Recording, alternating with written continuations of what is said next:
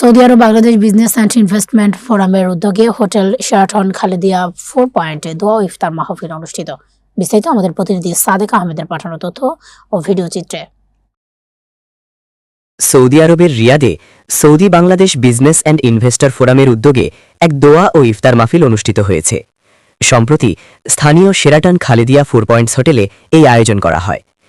ফোরামের কেন্দ্রীয় সভাপতি আব্দুর রহমানের সভাপতিতে অনুষ্ঠানে প্রধান অতিথি হিসেবে উপস্থিত ছিলেন সৌদি আরবে অবস্থিত বাংলাদেশ দূতাবাসের ইকোনমিক কাউন্সিলর ড মাহবুবুর রহমান। ফোরামের সাধারণ সম্পাদক আয়ুব তুষার এবং সানসিটি পলিক্লিনিকের ব্যবস্থাপনা পরিচালক আবদুল্লাহ আল মামুনের যৌথ সঞ্চালনায় অনুষ্ঠানে প্রায় শতাধিক ব্যবসায়ী ও বিনিয়োগকারী অংশগ্রহণ করেন। তাদের স্বতঃস্ফূর্ত উপস্থিতিতে পুরো আয়োজনটি প্রাণবন্ত হয়ে ওঠে। ইফতার মাহফিলে ফোরামের কার্যক্রমকে আরও গতিশীল করার লক্ষ্যে 2 সদস্য বিশিষ্ট রিয়াদ আহ্বায়ক কমিটি ঘোষণা করা হয়। ফোরামের কেন্দ্রীয় সভাপতি আব্দুর রহমান এই নতুন কমিটির নাম ঘোষণা করেন। নবগঠিত এই কমিটিতে ইঞ্জিনিয়ার ইয়াসমিন মিয়াকে আহ্বায়ক এবং আবদুল্লাহ আল মামুনকে সদস্য সচিব নির্বাচিত করা হয়েছে। পরে অনুষ্ঠানে উপস্থিত অতিথিবৃন্দ নবগঠিত এই আহ্বায়ক কমিটির সদস্যদের ফুল দিয়ে শুভেচ্ছা ও অভিনন্দন জানান।